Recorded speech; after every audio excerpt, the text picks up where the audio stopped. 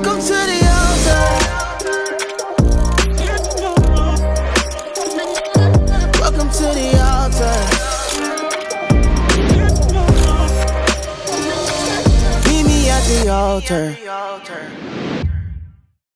What's up, everybody? What up? Welcome to the Marriage Altaer podcast. I am one of your hosts, Kadero. Yep, I'm Hope. I'm Ernestine. I'm Don. And we just like to say welcome Welcome. to the altar. altar, man. Come If on this is in. your first Come on time, in the room. come on in. Come on. If this is your first time joining us, man, we want to say hello. Hello. Welcome to the altar. Welcome Make to sure you the do a couple of altar. things for us. I want you to Talk click about us. that subscribe button. He's so professional. You know what I'm saying? Wait. Make sure you- Wait. Nah, you got to say the bell notification. We Hit went that, a little early. Yeah, they all early on me. Hit that bell notification. Bing! And make sure you, No, that wasn't harmony, honey. She said, bing. I said, bing. But why'd you have vibrato? Yeah, he did. It was shaking. It was shaking. Oh, good. this is when you That's good. podcast with a bunch of musical folk.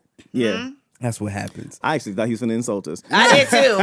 I was waiting, ready for the comeback. Huh? Not ready for lock and loaded. Stay on Come ready. on, man. Stay already. That's Make not sure you loving like and kindness. comment, Yeah. man. That If part. you're coming back and you're joining us for the second, third time, man, we appreciate you Yeah. rocking with us. Make sure you follow us on all our social medias at the Marriage Altaer, and that's ALTAER. You know how we do. And we're excited. We're excited because we drop episodes every Wednesday. Every That's Wednesday. right. 12 p.m. Central. Time. That's right. It's the, people. not just Central Time, but it's the standard time. Central Standard Time. And those folks who just can't wait to 12 p.m. and need to listen, we on Apple. early risers. Early risers that want to Yeah. listen, on their way to work. You can always check us out on Apple Podcasts, Yeah. Spotify, all your listening, streaming. iHeartRadio. Yeah. Yeah, iHeartRadio. All that. We Go, in here, man. baby. I said We're all the excited. everything. All It's the not- everything, wow. man. That's All the like everything. All the everything. How we doing today, guys? What's up? Hope I'm loving this shirt. Are you? Thank you. The This vintage is throwback little with the purple vintage tee. throwback. It's cute. Redemption Shout out. Company. Let's shout them out. I think is that the name of it? Blood of the Lamb. Blood of the Lamb. My bad, y'all. She's Blood of the sorry. Lamb. I just read the That's logo. that was the logo. So Yeah. we were Dope merch. Yeah, we went to a conference and they had some vendors out there. Yeah. So Blood of the Lamb was one of the Support the people. companies. Yeah, support the folks. I wanted to rack up, to be honest. Yeah, had to. But had to we hold were it back. at 50 pounds in our luggage, and I could not afford to bring See, that's the thing anything about back. flying. You know what I'm saying? If we had a car, You just got to go with Whole- nothing in your suitcase at all. yeah. Nothing. Which we could have because she brought most of the clothes. I would say she wore None of them. 20% of it. Mm. Oh yeah, really you're right. correct. None of it. Well, You my wore one pajamas, shirt. I wore. You gotta have options, because what if That's what I'm saying. But her options are always In my her sister's sister's closet. closet.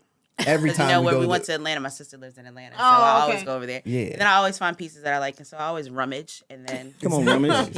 rummage. She never takes anything, so it's like we just But- wasted. It's just called being prepared. yeah, If that's what you want to call it. Yeah. when you fail to plan, you plan to fail. Wait, say it slow.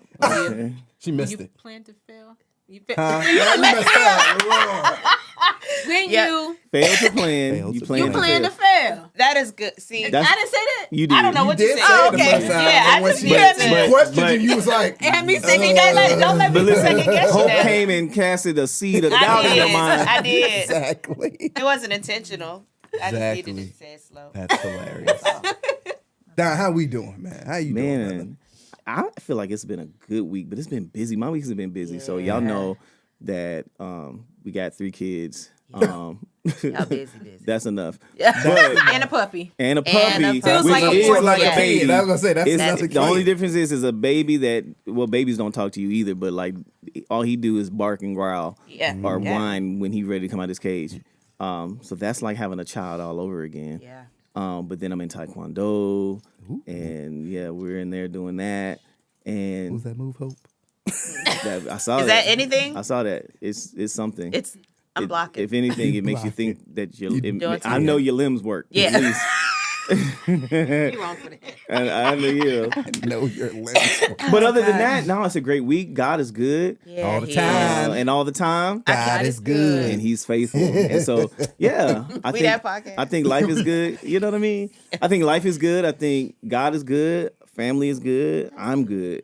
And actually, like, I don't want to jump the gun, but I actually had something in my heart that I wanted to share as a testimony. Really, all of our testimony, if you really want to be honest. Okay. But this past week, we got an email from a young lady. We've been getting a lot of. Let me first say this. This part. Y'all Hey, are showing up. Yeah. appreciate it too. Y'all are Yes. showing up. Yeah. Listen, it's not about the numbers as it relates to how many followers we have and nothing like that. Yep. But let me also acknowledge the fact that I don't know if just y'all are sharing and talking to y'all people. Well, I know y'all are because some of these videos that we've been putting out, the shares are through the roof. Yeah. Yeah. Shares, we can see that you guys are saving the content to go back to it later. And we had a young lady email us last week, and she was just like, basically just sharing like how she was just so excited, even to the point of tears, because she had been going through some of the same things that we've been talking about in these past episodes, and how she felt like this provided her a ray of hope. And it allowed her to see that, okay, this is possible. Yeah. I can get through this marriage. I can forgive, and I can come out on the other end whole and healed. And so she was just sharing, and I was just like, wow, we say it. Yeah. And it started out as a catchphrase, but it's not just a podcast. It's a community. And it really, and she literally ends her email, I'm so thankful for this community. Yeah. I saw that. That's dope. That Y'all. warmed my heart. Y'all, Oh, it's so like, so this is amazing. what it means to be, here's the thing. This is what it means to be obedient. Right. Like, if you for one moment thought that we started this podcast because, oh, everybody starts a podcast. Right. Or if you thought like, oh man, if we can go viral, we might make some money off of it. The whole root of why we're doing what we're doing is because God set it up. Right. This is obedience in action. And the fruit of obedience is what happened. And that's just one email, like amongst others, right? Yeah, I That's know- just one. I was gonna say on our healing through forgiveness video, I was just reading some of the comments on the YouTube video, and one person said this video randomly popped up. Yeah. I read the title and clicked so fast. Y'all don't know how much I needed this. Thank you for the transparency in the word. Keep giving us the real. That blessed me to see Yeah, that, that one because was- we were very, very vulnerable about things that a lot of people would not share publicly. Yeah. But we shared it because we knew that somebody out there really needed to hear it. We just didn't know who, but we knew somebody did. And so to read stuff like that, it's like, okay, our obedience was fruitful. Yeah. I love that. Yeah. And we also know that doesn't come with its also moments of negative comments. Right. Yeah. We've even already gotten some of those. And honestly, the whole idea is just to respond in love, right? Yeah. Like, I tell people all the time, hey, people are entitled to their opinion. Yeah. I may think you're grossly wrong. Not grossly. I love that vocabulary. Right. Grossly. But one of the things I'm learning is that anger does not, a person who is angry, you don't nullify anger with anger. Right. It actually adds fuel to the fire. Yeah. Right. Right? But in those moments where I've read some comments and was like, oh, that kind of sucks that you think that. Yeah. You know what I mean? Also responding in love. Or, now let me also say this. These boys been showing up in the chat. Like, so people will say like something that's kind of negative or off base. Yeah. And Our altar workers. The altar workers. Can we roll with that? I want to roll with that so bad. really want to go with Altar that. workers, y'all be working. man. Y'all be working hard. Bringing the lap cloth. Let me cover you I'ma up. cover You you don't know what up. You you're don't know talking what about you're right talking now. about. That, or even I think that it's just, one, you didn't get full context You of what didn't we're get talking full Right, about. because it's a clip. Yeah, you chose to just go based off of that one clip, or just Or where don't know you our are. story. You don't know the story. Yeah, you don't know the You story, don't know or the back even it just around. a person's belief. Like, everybody's not going to believe everything that we do or have the same belief Right. system. So it's like, And what It's fine. can we just remind some people who may be new what our belief is? We believe in the This part, Bible. that We part. believe Jesus Christ is our Lord and Savior. Don't be Yeah. confused. This is where we are. We believe in the biblical view of marriage. If you don't like or agree with us, we love you, and Right. we're fine with that. Yeah. We're not trying to force anyone to believe what we believe. Right. Yeah. This is our platform, Yeah. and we're going to talk about what we But, believe this is on ours. our This platform. is ours. Now, Yeah. if you don't like that, that's cool too. And there's probably a platform out there for you Yeah. to subscribe But, to and like. Don't let me say this, and I don't want to go too long on this. Okay. But don't not follow us, not be connected with us, but when we drop videos, you there commenting. Like, what is that? That's Yeah. what people do. That's what people do. And I'm now here's the thing. I want you here because maybe one day you might see something that actually might prick you a little bit. Yeah. And now we got you. We just sowing seed. But you know, like that's just the nature of it, and that's what comes with it. And so, to my brothers, my sister, and my wife, be encouraged. Yeah. Like it means we're doing something right. But at the end of the day, like we're not doing it for the numbers. We're not doing it for the likes or anything like that. We're doing it because it's an act of obedience, and people are getting healed because of us choosing to share our story and to be vulnerable. Yeah, and I do want to say for those who have, let's say you've seen one of our clips on social media and you read some of the negative comments, and let's say that you identified with the clips, like, you know what, this was me. I struggled in this area. I just want to encourage you. Like, don't allow the negative comments and things that you see to make you not move forward with progressing in your life and changing your life. And That's good. you can still become everything that God says you're going to be. And you're still valuable. I saw someone in the comments saying, I don't remember what they said. It was in this moment, it just slipped my mind in this moment. But they were just talking down on people who've made mistakes, those type of mistakes in their life. And I just tell you, like, you are still valuable. You can still become everything Absolutely. that God says you're going to be. So don't let that discourage you at all. 9 times out of 10, the people who have the most to say about people who have made mistakes are people who are wounded and unhealed. They're angry still at somebody Yeah, because they've gone through something themselves. because they've gone through the same thing themselves. And so now what we do is instead of healing from it, we judge it. Yeah. And when you judge it, it just shows people, at least people who can see, who have discernment, you're not healed. So like even when I read some comments and I'm like, oh, you're hurting. Yeah. So that's like, I'm not always mad. Now, I'm just more so mad sometimes at the just reckless foolishness that people say sometimes. But like, just on social media. yeah. In general, not necessarily our stuff, but just in general what I see. But a lot of times you tell on yourself. Yeah. Like you tell on yourself. You upset and you're hurting and you're angry. And you choose to go to a page that you don't follow, which means you have to type it in and search it. Or sometimes it just comes on people's feeds. Yeah, but not You know, every week. You know, Instagram. right. Not every week. Because some people are there It was every his week. face when he said. Not every week. That's true. And by this point, you know us. So if you know we're gonna say foolishness, you would just not come to our page. So like, yeah. But still, I want people at the end of the day be encouraged. Keep pushing forward, no matter what anybody says. Yeah. Yeah. It's tough. That was I a love detour. Let's drive it on back. I'm gonna drive it on back. So this week is coming up on Father's Day. And I am excited, of course. This is what, Father's Day number 3. 22, 23. Golly. Number 3. 3 for me. So it's always a precious moment, especially,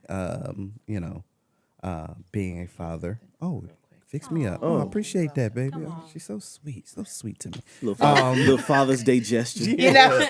Get And that. then, of course, to be able actually, my dad will be in town for Father's Day, so that'd be good to celebrate with him. But then I know there are times where, we don't have our fathers in our life now or no longer. So it's like dealing with those moments. Yeah, what are you gonna say? No, what I was gonna say is kind of like I remember we were in the airport and we were about to go through TSA, and it was Mother's Day, and so this guy was on the phone, and you could tell like he was kind of just like feeling a certain type of way, and he was like, no, Mother's Day is great and stuff, but for some people it's just not great anymore, or like some people have to go to the gravesite to say Happy Mother's Day and stuff like that. So it kind of triggered like the thought of, we have all these holidays, we celebrate these moments, but for some people, it's just not the happiest times. Yeah. And so I just wanted to interject that little piece to kinda set that's the real. tone Yeah, I for remember. where we I forgot kinda- all about that, but yeah, I do remember hearing that guy, and he was passionate. Like He was very it's not.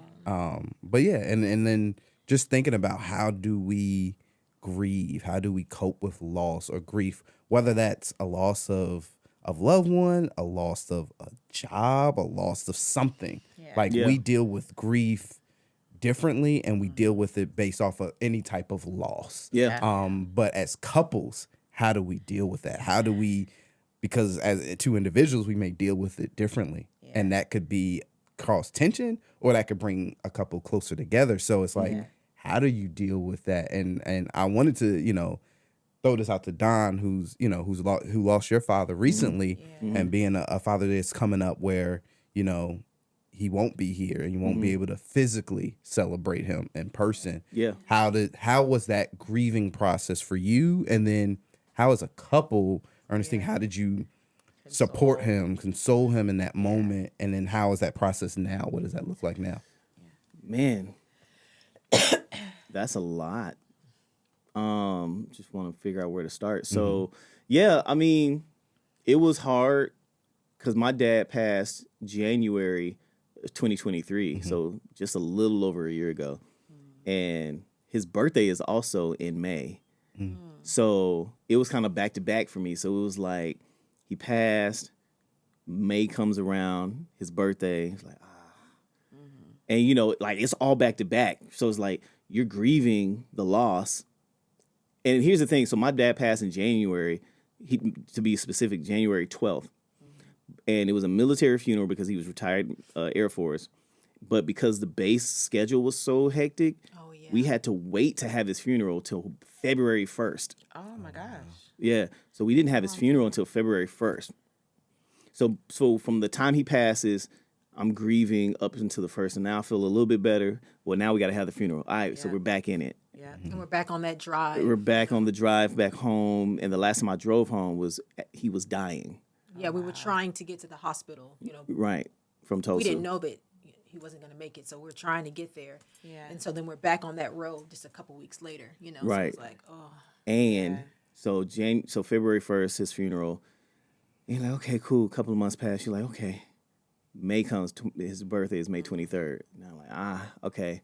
First birthday without my dad. Or, you know what I'm saying? Or his first birthday not being here.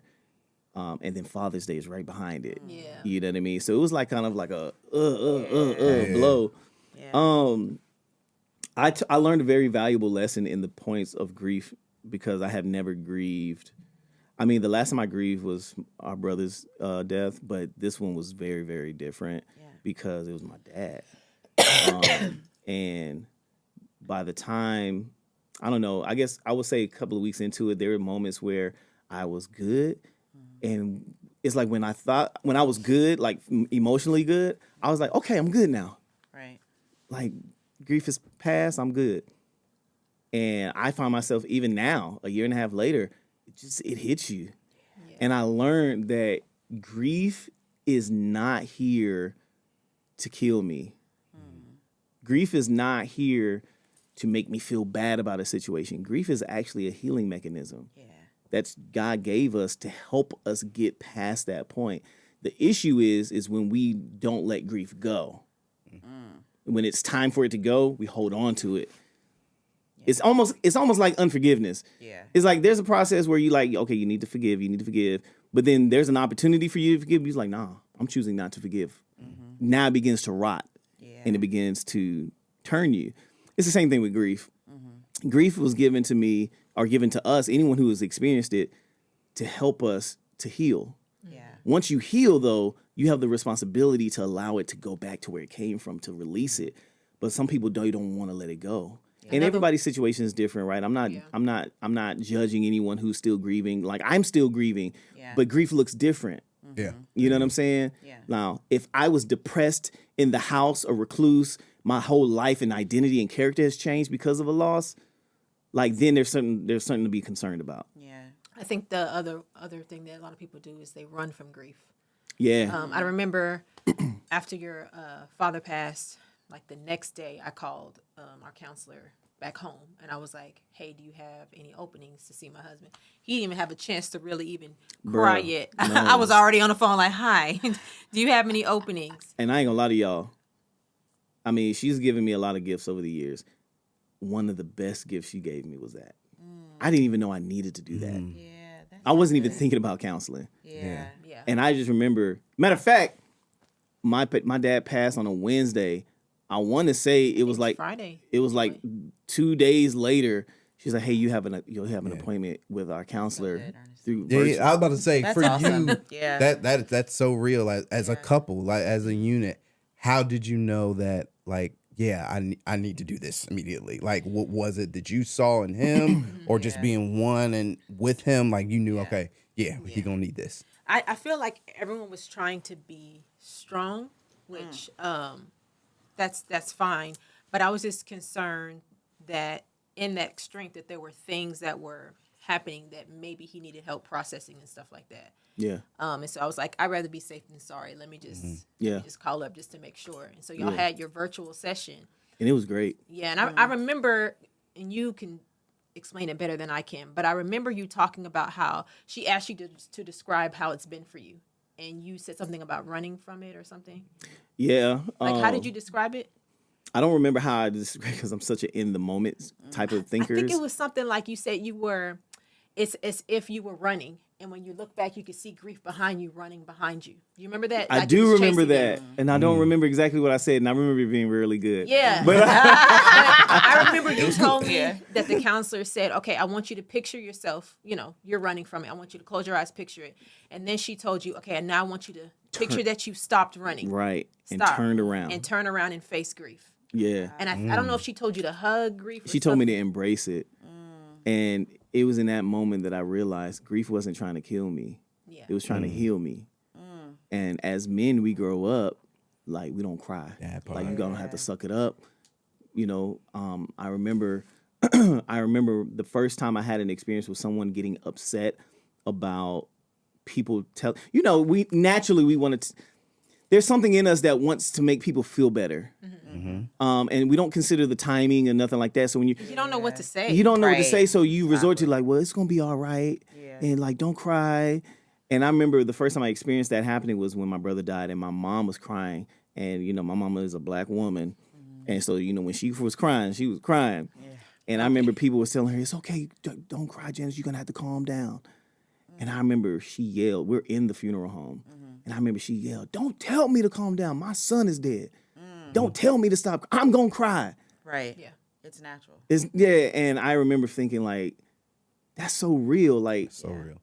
because we just naturally don't know what to tell people, so we tell them don't do that because it makes us feel comfortable. Uncomfortable, yeah. You know what I mean? And we don't do it on purpose, but that's just our resort. We resort to that. It's like, oh, it's okay.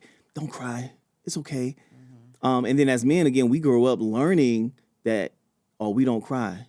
Right. Hey, yeah, it sucks, but you're gonna have to suck it up. Yeah.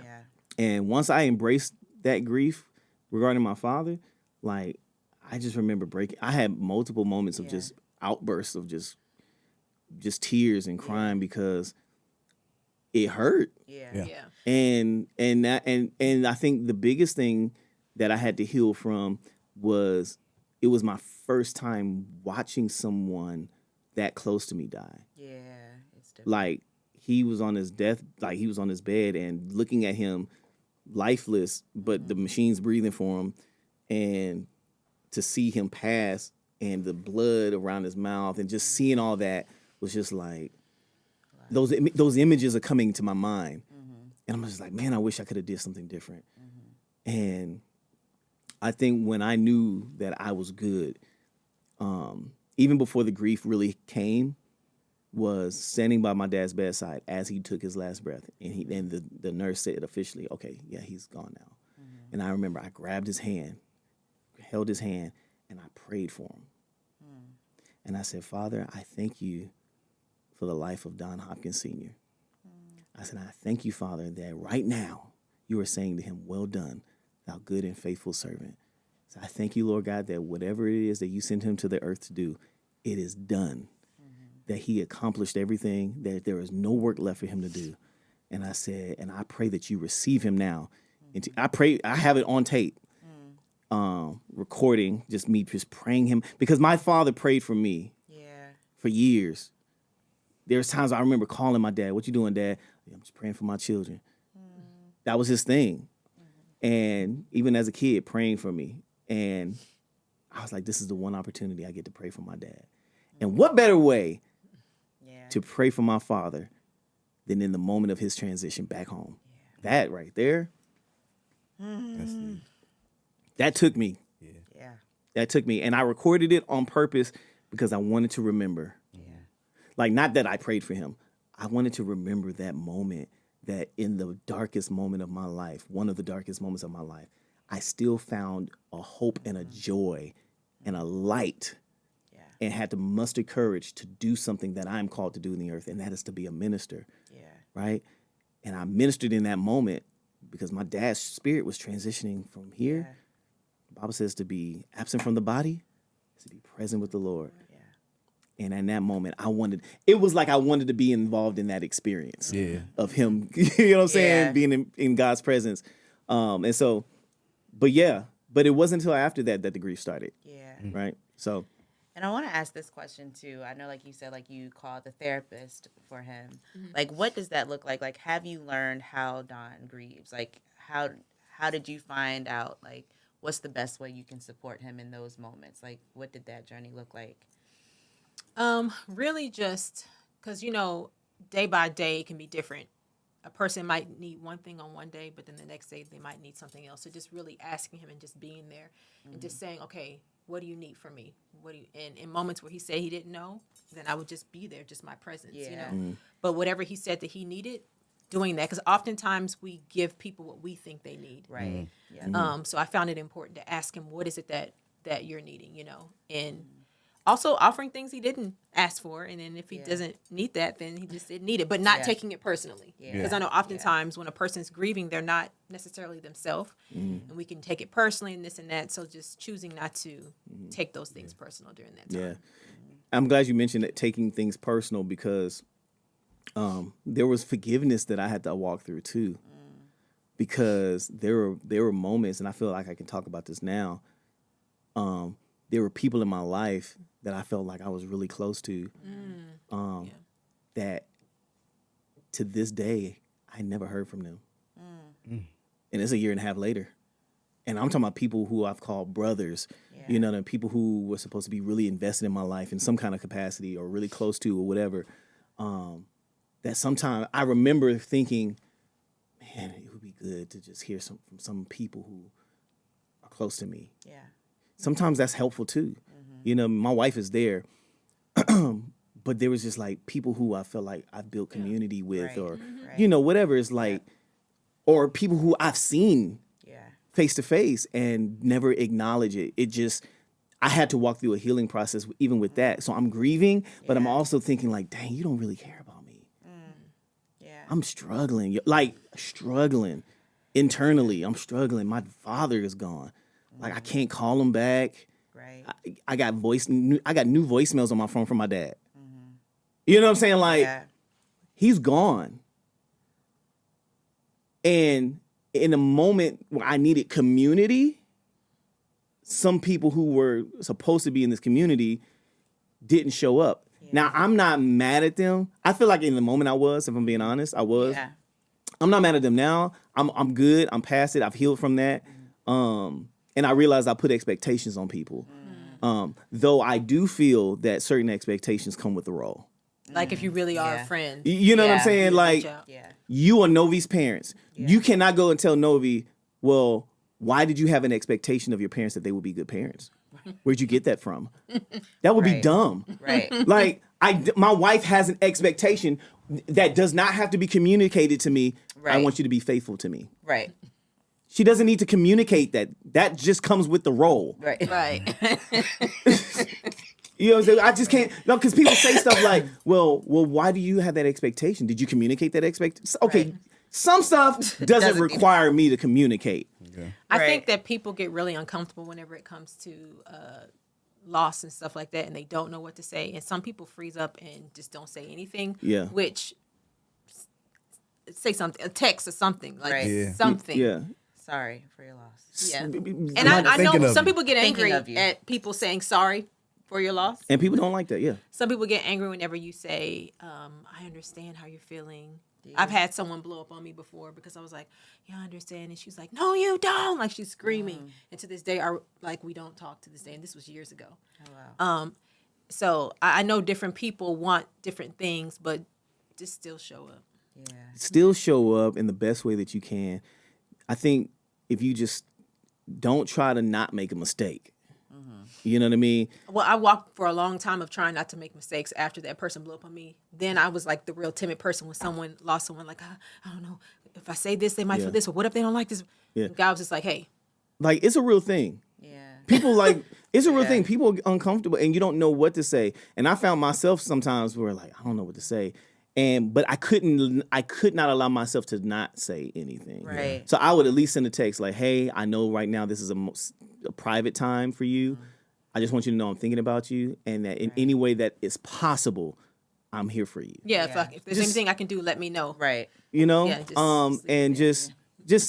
But I remember, and some of these people were, this is the crazy part, some of these people were people who I was there for them when their dad died. Maybe it was triggering for them. Who knows? Yeah. I don't know.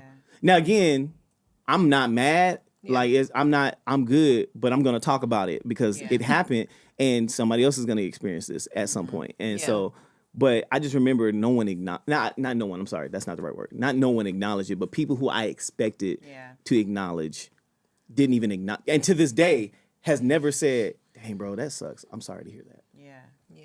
And I was just like, dang. So honestly, that was a part of the grieving process for me also. So I'm not just grieving my dad's loss. I'm also grieving some issues that my brother had with my dad that they didn't get a chance to reconcile. And so that hurt my brother. And so I'm grieving that. I'm grieving trying to make sure everybody else is good. My sons who were close to my dad, my kids, just trying to make sure they're good. And so I'm making sure everybody else is good. I'm making sure my sister's good. I'm making sure everybody is good. Yeah. And I wait till the last minute to focus on myself. But when that moment hits, it just... Yeah. That's what I mean by the strength. I could see him trying to make sure everyone else is good. So I was like, let me call this counselor. And I can relate to that because I lost my sister in 2015. And I was doing the same thing. Like trying to make sure my mom was good, trying to make sure my sister's kids were good and all that. And it was like months later, one day I was driving down the road and I just had this, it was like, I guess it had just boiled up for years of me not processing the grief and all that kind of stuff. And I was in the car and I just felt like screaming. And I said, you know what? I'm going to scream. So I'm in the car at the light, just the top of my lungs. And that was the first release I had gotten in months. I know the people next to me in the cars next to me were like, what? Yeah. Listen, that POV. Yeah. They were like, what in the world? But that really taught me something of the importance of actually processing it and not letting it bottle up like that. Yeah. You don't have to be strong for everybody. That part. You don't have to be. Yeah, I find myself doing that a lot. I feel like being strong for everybody else. And then it's like I'll sneak off into a little moment and just let it all out. Yeah. Because I know like for us, well, I will say us, mainly my side of the family, within the last, 3 years, I lost both of my grandfathers and my grandmother. And it was like, those were the people that were like, the family surrounded itself by, right? So it's like every Thanksgiving, Christmas, we were at their houses. Like we always did family growing up. And so it's like to have three, now my first grandmother passed back in 2001. So like that had been a minute ago. But to have, the rest of the three pass and then my great aunt pass, all within the last 3 years was kind of like, God, like, I felt like we were doing so good. Like, I felt like we've been going this long. We haven't had, like, death in the family. Like, it just seemed like it's been going great. And then it's like, bam, like, all of it just seems like it feels like it happened at one time. And I know just recently my grandfather passed January of this year. And that one for me was hard. And I don't know why, but, like, I got to the point, like, I felt like I was getting sick from crying. Like, literally, like, wanting to throw up from crying. And I think it was just because his presence. Like, he never bothered anybody. He always spoke Jesus. Like, he was always just... It was Jesus and his corn liquor. I would say that. If he could have a little shot of corn liquor and Jesus... Not corn liquor. Listen, what the old saints say, they use a little dab of do you. I mean, he had a bottle up under his work desk, but he'd take a little shot here and there. He always talked about that. But I'm just like, My God, like that one just hit me hard. And I think because he was just such a great man. Like he was just, he wanted everybody to be happy. He spoiled the mess out of my grandmother. Like he just wanted her to have her way. Like it was just, he had the sweetest heart. And he never complained. And I think that's what stuck out for me is like, he never complained. And I was like, if I could just take that and add that to my life a little bit, like, because I know I'd be complaining about some stuff. But it was like just the grace that he showed everybody and his long stories. And I was like, oh my gosh, like, not that I didn't miss any of my other grandparents for sure, but it was like that one just for some reason just struck me very, very hard. And I know for Cadero, he was just kind of like, how can I be here for you? Like, what can I do? And I know that he had a work trip planned. And for some reason, like, I just didn't want him to go. And I was like, I hate this because, like, I don't want to tell you not to go, like, because it's work. Like, I get it. But I didn't want to be with Novi because at the same time, I'm a mom of a 2-year-old, right? She doesn't understand that I'm grieving right now or that I'm having these processes. So, like, I'm trying to boohoo cry, but she wants me to read a book. Like, it's just a lot going on. Bro, what a contrast. I know. I'm, like, reading a book, sobbing. Like, it's just a lot going on. And it was a conversation that we had to have. It was different because I think for me, one thing about crazy with us knowing each other so long, her grandparents became my grandparents. I didn't have the relationship with my grandparents, like talking about. So her grandparents were like, that's literally my grandparents because I'd known them since I'm like 13. So like when her grandmother, for me, that was just the women. I have so many women, so that one like hit me hard. Like I was slide them graduation money, just Father's little Day money, little money she just passed to me. And so that one I remember like at her kind of memorial, I like broke down and I was just like this was my grandmother. Like I just thought I don't care, like 'cause I didn't know my grandmother, so she was it for me. But then when our grandfather passed, it was like I just wanted to be there for her. But that conversation of not going on a work trip, that was a hard thing to like have because at this point, I was about to go into a place where something I enjoyed first. I hadn't been on a trip. Like work trips for me are kind of a breather and just nice to get away, do something, do my work. But I saw the grief, but I was like, I think she's good because she was doing this like roller coaster. So I'm like, I think she'll be okay.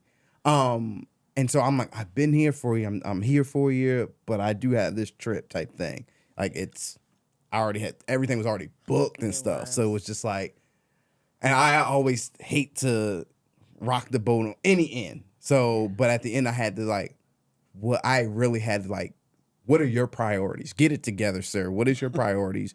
Your wife needs you here. And it was like, okay, like, and like had the conversation of, hey, I can't go on this trip. Like my grandfather passed and I won't be able to do this. But knowing at the end of the day, like it's making sure that she was good. But like that moment of conversation was a little like me having to really learn how she deals with it, how I deal with it. Because one way we are very different. And I think that was a piece of why I was like, I want to go on this trip. My way of dealing with it is get to work. I don't think about it. Get busy. Get busy. Yeah. So the work trip was perfect because I don't have to really put all my mind towards it. I can get busy. And that was my selfish flesh thinking, not thinking about being there for my wife. It's like, I don't want to be there and have my feelings too, because it's like we both just lost our grandfather, not just you, because he was that to me as well. So it was like, for me, it's get busy. Because I remember the same thing happened when my nephew passed. He was only 3 months. And that one was weird because no one wanted to tell me. Yeah, everybody called me. And they was called like, her. Share this information. Share it with Cadero. And I'm like, that was a conversation. I need y'all to talk to me as well. I know I'm busy. I know I work this athletic work, but you can call me about anything. Y'all are my family. But she tells me, and I just break because one thing about me is that feeling, like I'm very empathetic. Like I just feel what people feel. Yeah. And so I knew the journey my sister had been on to even have her son, and for him to pass, that hurt so much. Yeah. And I remember letting out this hard cry, and I was like, okay, I got to get back to work. Like it wasn't even 10 Like, minutes. yeah, I went hard, and we were already on a trip, Yeah. so we were at the hotel Yeah. for the game the next day. Yeah. And it was actually something happened, like a flood was happening in the hotel, and I'm getting a phone call as well while I'm crying, and I was like, I got to get back to work, and and she's like, are you good? Yeah, I'm good, and I go to work.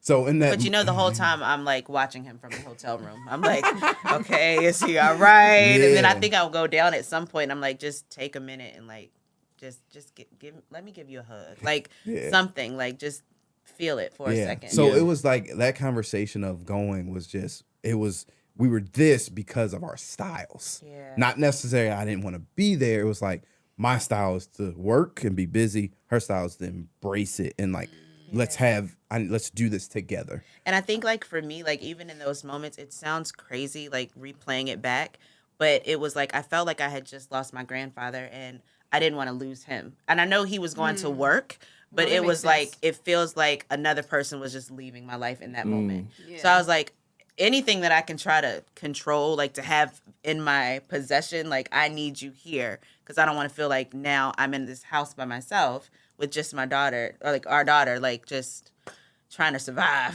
So I was like, I just need you here. But all in all, like, yeah, like you said, like just the styles are so different. So now like we had to look at how do we navigate this situation because I felt horrible, like asking him to stay. But I knew if I wasn't vocal and honest with him, then I was going to probably be a wreck by the time he came back to me.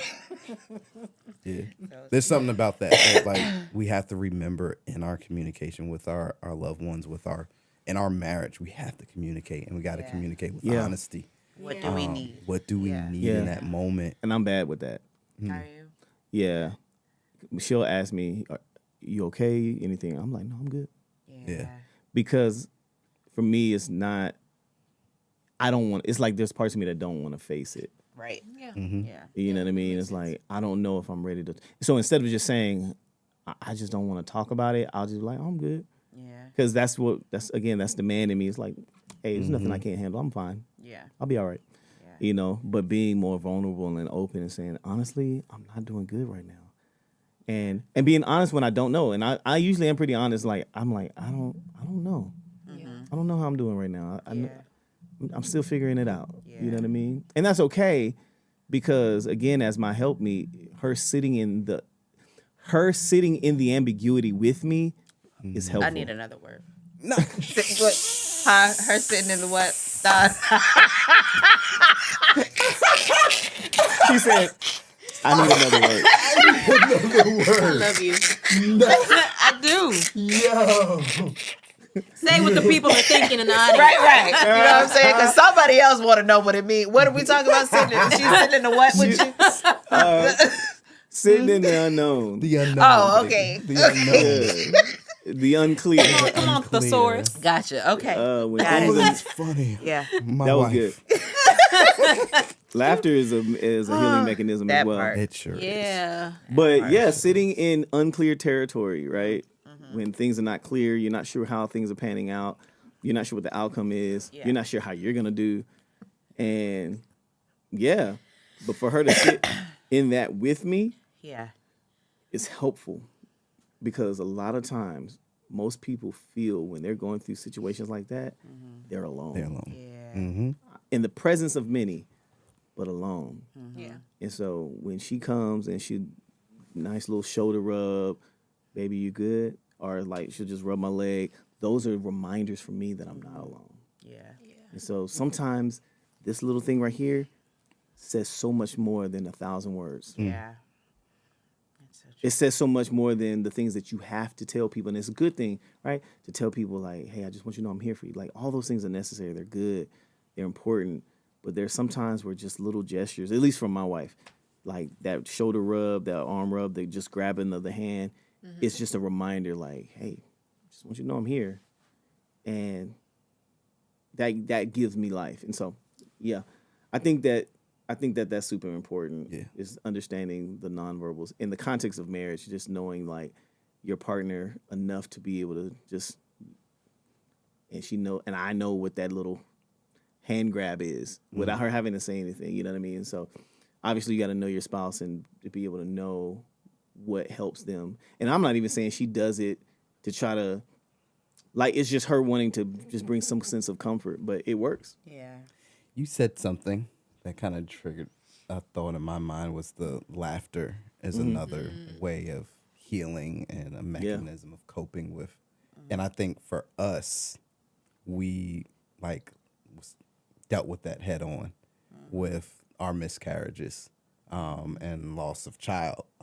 So for those who don't know, in 2019, we did 2 rounds of IVF after trying for 11 years, doing all these so many treatments. It was we decided to try IVF. Process is grueling, like the number of shots, the scheduling is wild, and it feels like it's one of those things that's like this should happen. Like it's these doctors, you take her paying $1 egg, you billion take my for it. sperm, It I'm should- paying all this money. You No, put for it real. together and make it happen. You feel like it should happen. For us, our first round, we get an embryo, and it doesn't even take. And it's like, oh my gosh, like what happened there? Okay, let's try again. Like we go through the whole process again, and we actually put 2 embryos. And so I'm just now thinking about like at one point the one of them doesn't even take. So in that moment you're like, wow, we literally lost that because it's an embryo. So it's out. We've lost that one already, and don't even think about that one. Yeah. And then we find out we're pregnant because one does take. So we lost the other one too. Yeah, and then So we've lost 2 within that process. what's in that process? Like the first one it didn't take, so like that, but it was an embryo. So you have lost one, then you put 2. We lose that one takes. We now are pregnant, but at 6 weeks we miscarry. And so in that moment, like there is a grieving process of not only like we've lost our child, but like we have done all this work.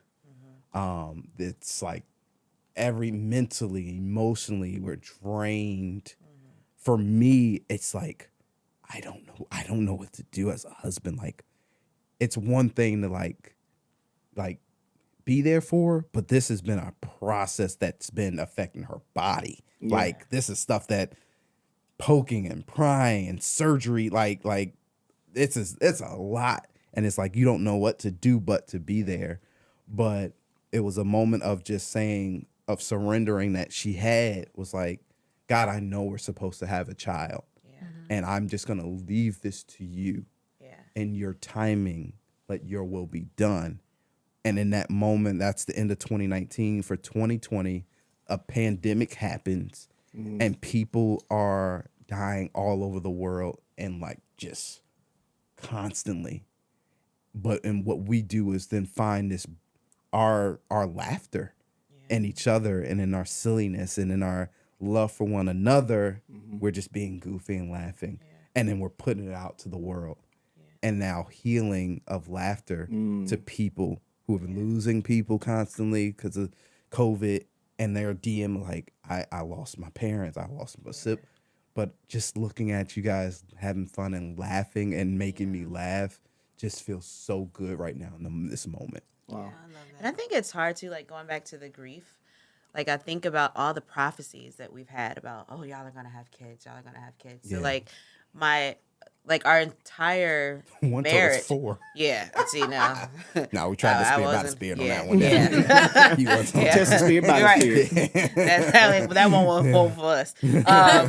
But it's like you get these prophecies and it's like, okay, God, 11 years ago somebody spoke this. 14 years ago somebody spoke this. Like, is the word, like, you start questioning, like, is it true? Is it not true? And it's like you have, like, we've had dreams about our daughter, and it's like, you're not giving us this for nothing. So it's like, now you get angry with, okay, God, when is the time? Because I'm just tired. Like, I mean, and literally, it was funny. I was going through my camera roll, like 2 weeks ago and trying to clear out. Y'all know I got a lot of stuff on my phone. But I come across this video of us getting our IVF box, and it's literally like this big, and it's all medicine. And it's Wow. like going through, because they have to ice it and like all that stuff. And it's like you're just taking out all this stuff, and it's over the course of like however many days. And I'm like just thinking like all of this is going in my body. Like all of this is just, and I'm one of the people that's like, if I don't have to do any type of medicine, I'm not. Like I'll tough it through. So I'm just like, Lord, you see what we're willing to go through and willing to do. And it's like, can you cut us a break? So it's kind of like, my Right. God, it just seems so hard. And yet, weirdly enough, so easy because I had Cadell to go through it with. And so I think like that was the piece of him knowing, okay, I'm here for you. Like we said, like I'm here for you if you need anything, but allowing that person also the space to grieve and like Yes. the opportunities to like have their moments. And even if I'm in the bed, him sticking his head in, you good? You need anything? All right. And I think like sometimes we want to be there for people, but sometimes it can be overbearing too. It could be like, Yeah. oh, okay, I'll let you know if I need anything, or you're annoying at this point. Yeah. Like, so it's kind of like knowing your spouse and knowing those boundaries, knowing like, okay, what do they need? When do they need it? Just asking the questions and letting that person, like you said, not being offended if they say, no, I'm good, or I don't need anything, or I just wanna be alone right space. now. Yeah. Space. Just want to, Yeah. letting it happen. But But yeah, that laughter was so big, and she found her laughter too, Yeah. because there was a time where it's just like a set of like, I don't know, maybe depression of just like I've been through a lot emotionally and physically, and I'm drained, and so and then I'm looking at every news outlet, and we're in this space of everybody's dying, like what is going on? Yeah. We're hearing our own family members getting sick. It's just like, Yeah. and then here we are trying to just find laughter and just each other.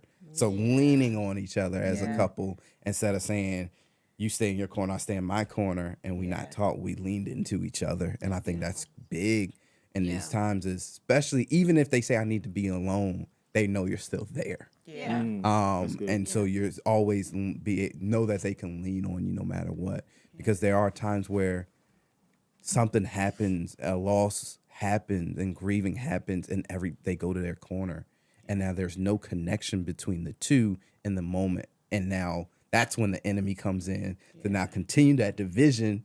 He uses that grief that's supposed to be a healing mechanism, but he now uses it as a tool of division, and now we're either blaming each other, we're getting all these other thoughts in our minds to say, well, why they didn't do this or why didn't they do that, and now you're blaming each other, and people get torn apart because of that instead of coming together in that moment. I guess that's a question I have for you too. Like, as far as, like you said, like people going to their separate corners, like how do you maintain intimacy and connection when sometimes like one spouse could feel like they're in this dark space, or, both of y'all are in a dark space? Like, how do you reconnect? How do you stay intimate in those moments to make sure like you don't separate? The first word that popped in my head when she said that was intentionality, like being intentional about connecting. But did anything come to your mind?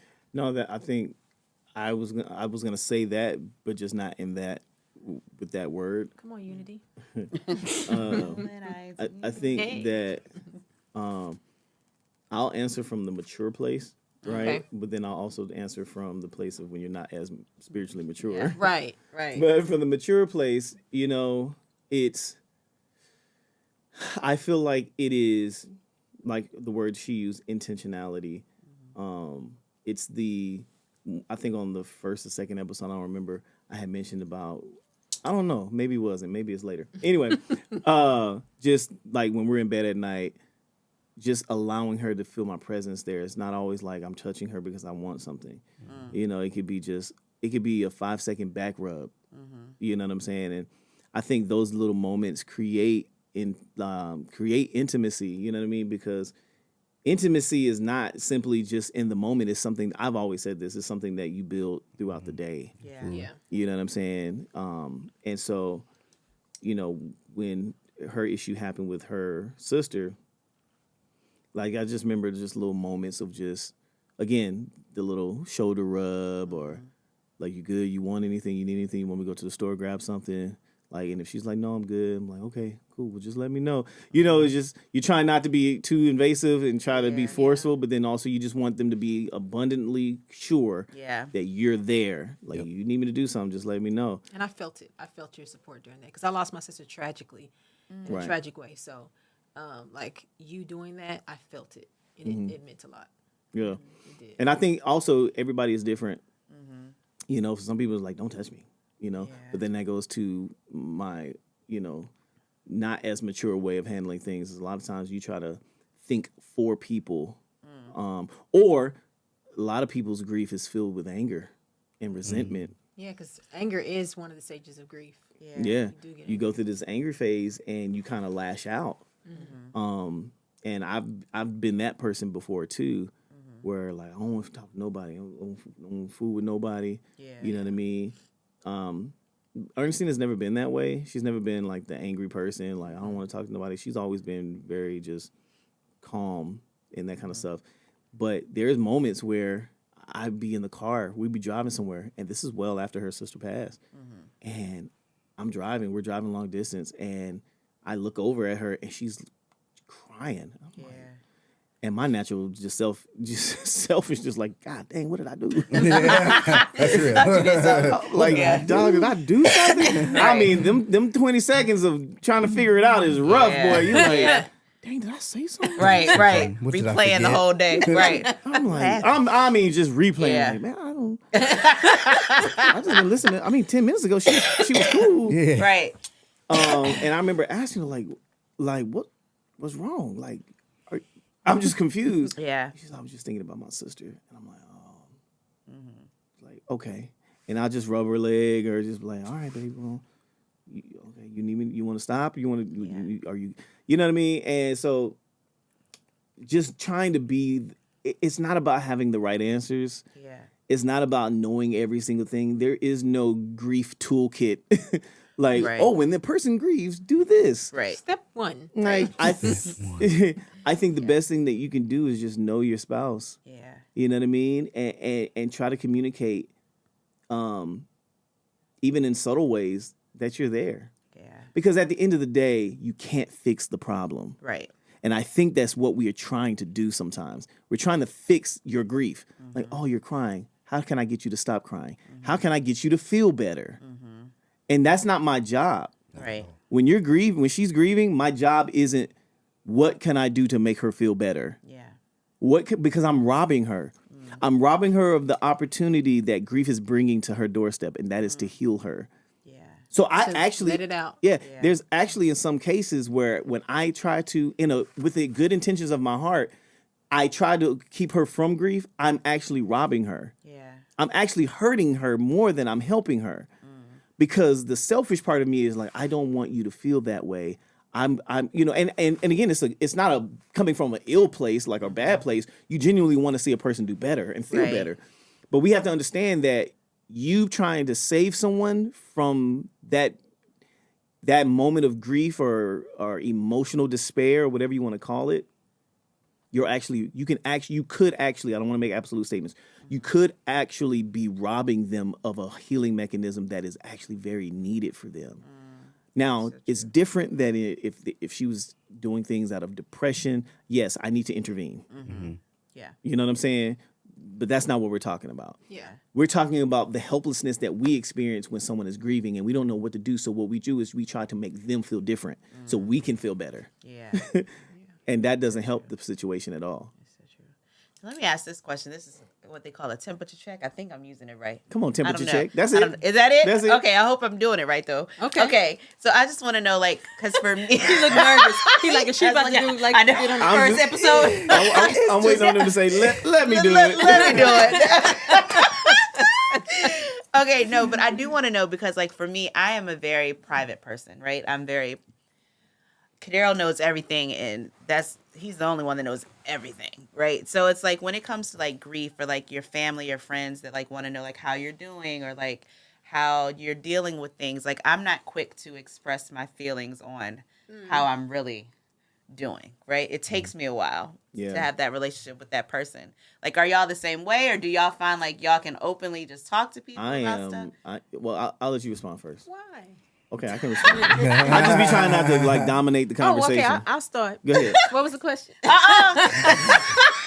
No, I know the And question. ladies and gentlemen, that is all. I know the question. No, I do. So I can openly talk about it, but usually with my close circle. If they're not someone who's close to me, then no, I'm not gonna be like, yeah, actually, I just last night, like I cried for a long time, and I just feel like if I had only done this, and I don't open up like that to everybody. I don't. Okay. But to those who are close to me, I do. Yeah. So is it like a handful of people, or is it like Probably a handful. Yeah. of people? I don't have a lot of people that are close to me. Yeah. I am a community person.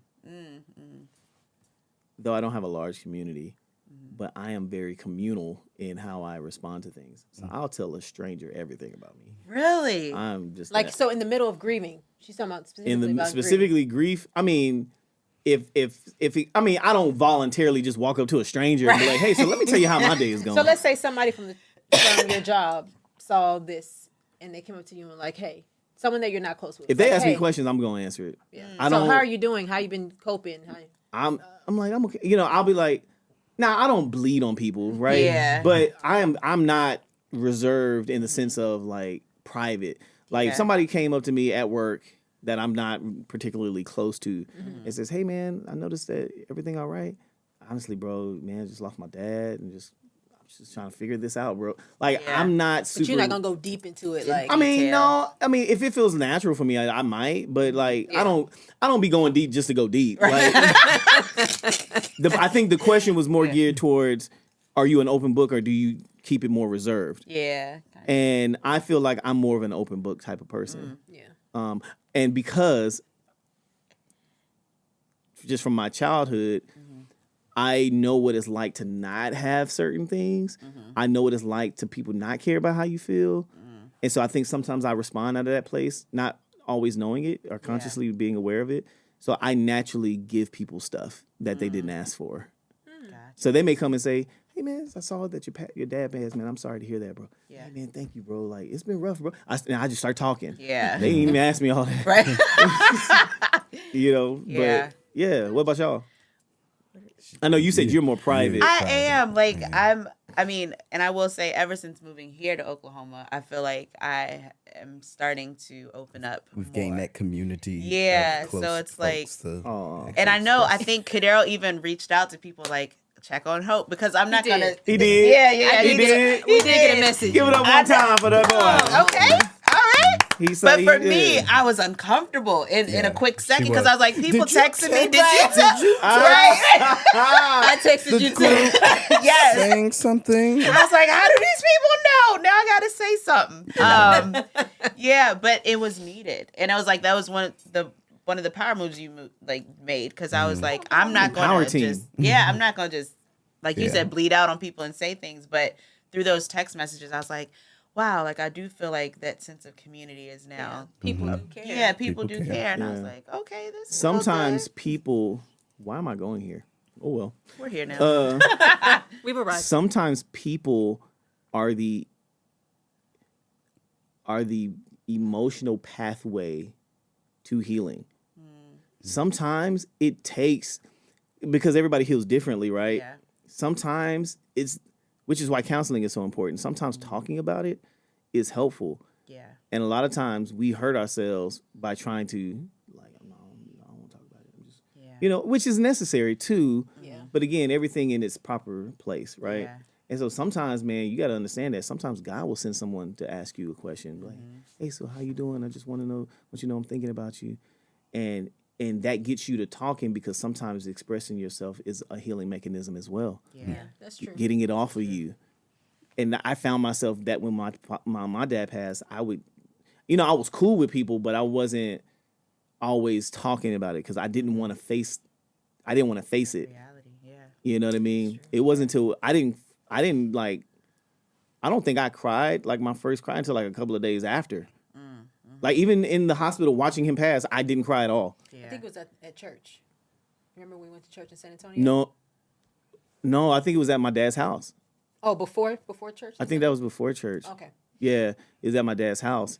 Because we stayed in his house after he died and we left the hospital. We went to his house. That's and he had communion on his side table. My dad took communion every day by himself. Let me tell you something about the legacy of Don Hopkins Sr. Come on. Like this man, and that's what made it so like, like I came to his house, and he lived alone, so he didn't do this for people to see it. My dad took communion every day by himself, and because what happened with him, it happened like 4 a.m, so he hadn't gotten up yet for the day.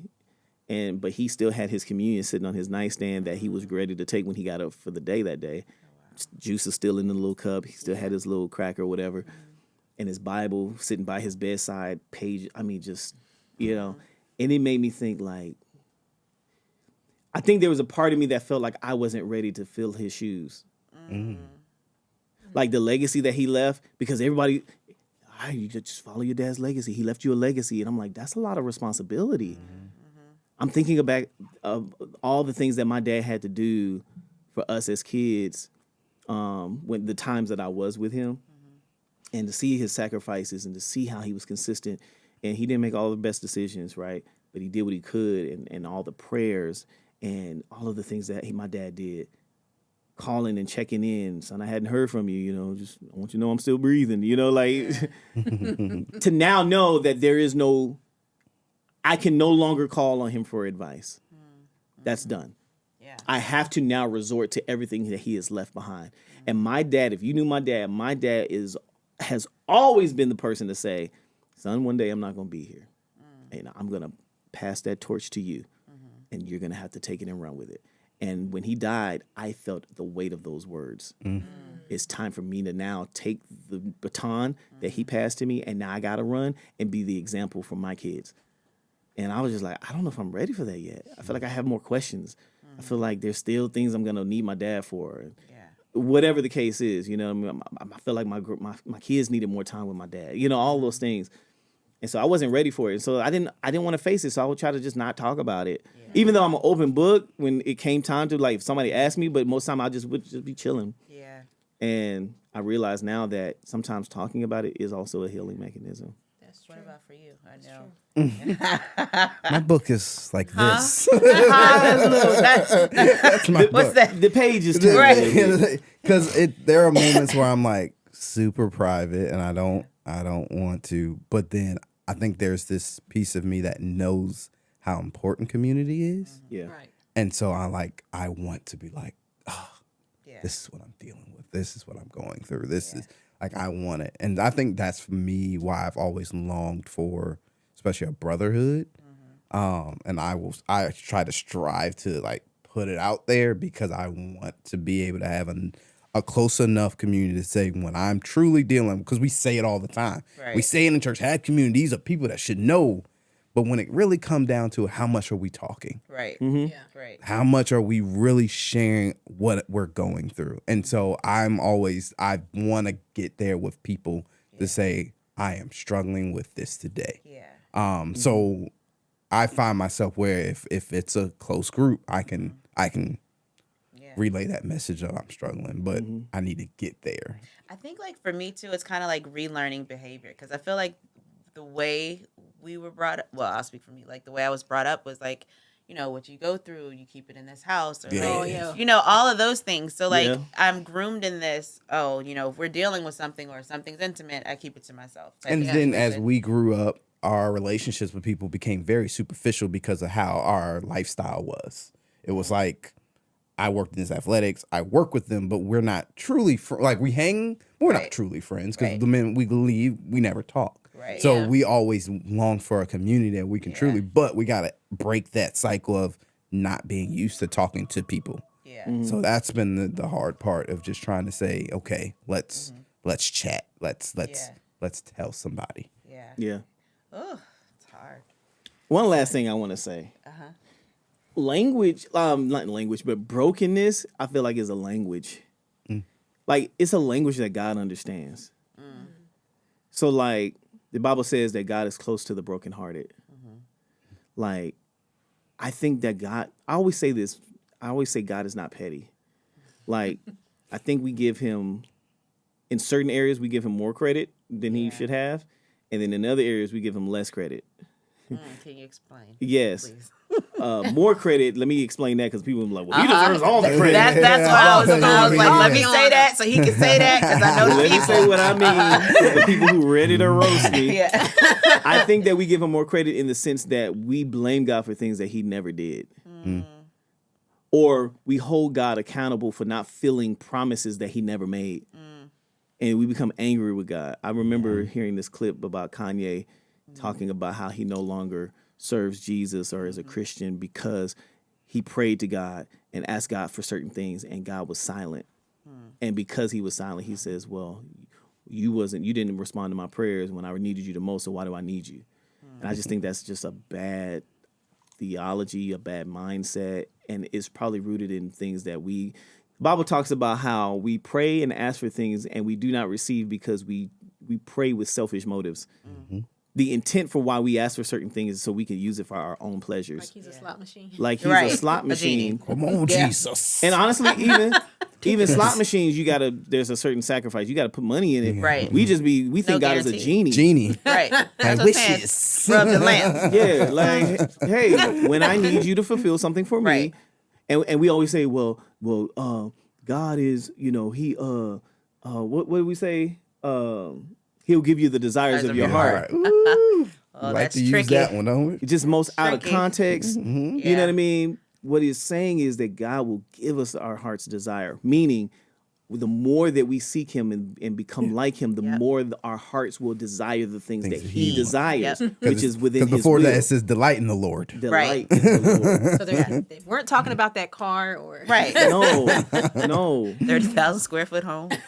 You know what I'm saying? Like that's not it. Yeah. And the other thing is too, I think the reason why God is so close to the brokenhearted is because he knows what it's like to have a broken heart.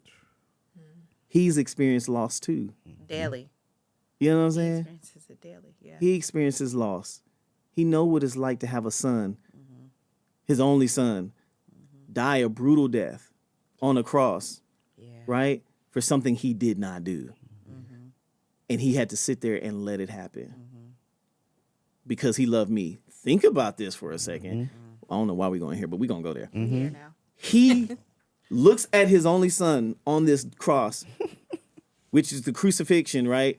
Which is where we get the word excruciating from, to describe the level of pain that he was going through. God is sitting there watching this and saying, dang, but I love Hope and Cadero so much, I got to let this happen. My God. Because I'm all powerful. I could stop this at I can any stop moment. this at any Anytime. moment. Yeah. It doesn't have to be this way. Right. Christ didn't die to forgive sins. He was forgiving sins before he died. That's one of the reasons why they did. Who is this man that forgives sins? Like what? Yeah. But that's another conversation. But he knows what it's like to experience loss. So God is not absent from us. When we go through loss and we're grieving, God is not sitting there like, all right, you don't get it, I think we also take the scripture out of context when the I forgot who it was that came to Jesus and said that I need to go bury my mother and my father or whatever. And he said, let the dead bury the dead. And I think we take that scripture out of context too. Like, yeah, God don't care about, your family died. Hey, they gone on the glory now. Like, you need to focus on the real things that matter. It's like, I think that's not y'all. Guys. Okay. Because God even experiences brokenness. Yeah. Because he's an all-loving God. How can you not experience it if you're all-loving? Like, we have this conception or this mindset that because he's all-powerful, he's like void of emotion. Right. Like, he doesn't feel, he's just sitting up there all day making hardcore decisions. Yeah. Okay, this person's gonna die. And this, like, I think we have grossly misunderstood God. Yeah. I think we have grossly misunderstood him. And if he is truly loving kindness, as we say, he's nothing but love. We say he is love. He is the epitome of love and he cannot hate. Then how can he not experience brokenness? How can he not understand how I feel in this moment? He does. Yeah. Anybody, if you experience grief of any kind, right? Like, he understands. Yeah. And he's there with you. Now, you may not feel the sense of there's a being in here with me. Like, it's not always spooky. You know what I'm saying? Like, it's not spooky. But to know that, I think that we have to see grace differently also. The fact that I'm still here and alive is proof that, man, he cares for me. I don't know how. I remember being in a situation thinking, like, I don't know how I'm going to get out. This is it. This is it. I don't even know if it's worth living after this. And here I am, finding value in life, loving life, helping people, all of us. You know what I'm saying? And so I would venture to say and encourage people that sometimes God's love and nearness to you is hidden in plain sight. Looking at all the unorthodox places, you're still here. You're still alive. There's people that love you, that care for you. It's easy to see all the negative things. They make the most noise. So true. You know what I'm saying? Like thunderstorms, when they happen, you don't think about the fact that the rain is happening, which brings life. You're thinking more about the wind and all the things that make noise. The thunder, the lightning, the wind. Like, oh, Lord. But we don't realize that there's life being given in those moments as well. That's so good, Don. Yeah. That's a great way to wrap this I was thing about up, to man. say. No, for No, it real. really Like at is. the end of the day, someone who is married to know that being there with each other, being there for each other, but God's in the moment with you both. And then for someone who's single to know that God is with you in that moment. He's with you. You don't And have like to feel alone. you don't have to feel alone. Yeah. And yes, we should grieve. We have been given that feeling. It's a Look gift. at grief. It's a gift. Woo, wait. Yeah. Okay. we ended. And let me say this. It's the grief is a gift. I say this all the time. The Bible says that every good and perfect gift comes from where? Above. It's from him. And everything that he gives us, we learn about this in the parable of the talents. We learn about this in the parable of the dishonest manager in Luke 16, that every gift that comes to us requires what? Stewardship. Stewardship of something that God has given us is also what? An act of worship. So when I allow grief, Take your time. to do what it is meant to do in my life Yeah. in the proper context, that is an act of worship And a gift from God. and a gift from God. So openly receive it. Receive it. But we learn grief is some detrimental thing. And yeah, it feels bad. It doesn't feel good. Right. But neither does working out. But you do it because you know it's good for you. Don't step on my toes. Yeah. You know what I'm saying? Because But you know it's a there's some gift. type of positive benefit and Yes. on the other side On of the it. Yep, other on the side. of it. Same thing with grief. So steward your grief well. Yeah. That's a hashtag. Steward your grief. Steward your grief. Yeah, that's it. That's it. That's it. That's awesome. That's it. Well, we love you guys so much. We are here for you, as we've always said. Yeah. It is not just a podcast, it's a community. It is. Thank you guys so Yeah. much for joining us today. Make sure you check us out, follow, like, subscribe. We are on all social handles All of them. at The Marriage Altaer. And that's spelled what? ALTA. ER. That part. You understand? Yeah. We love you guys. Wait, New let me say this episodes- last thing before we uh-huh. close. Okay. I want to make sure that we're affording everyone the opportunity to be able to send us an email if they have questions or if they just want to Yeah. share their story. Yeah. So if you have questions, if you have a win, or you just want to share your story, whatever it is, Prayer request. prayer request, whatever, email us at info@themarriagealtaer.us. That's info@themarriagealtaer, ALTAER.us. Yes. And Yes, we yes, will yes. respond. Yes. We will respond. Yeah, we do. And new Yeah. episodes dropping every Wednesday at noon. We can't wait to see you guys next week, right? Yeah. Yeah. So, At the Till altar. then. at the altar. Boom. Hey. Meet us at Love you the guys. altar. Later. Meet me at the altar.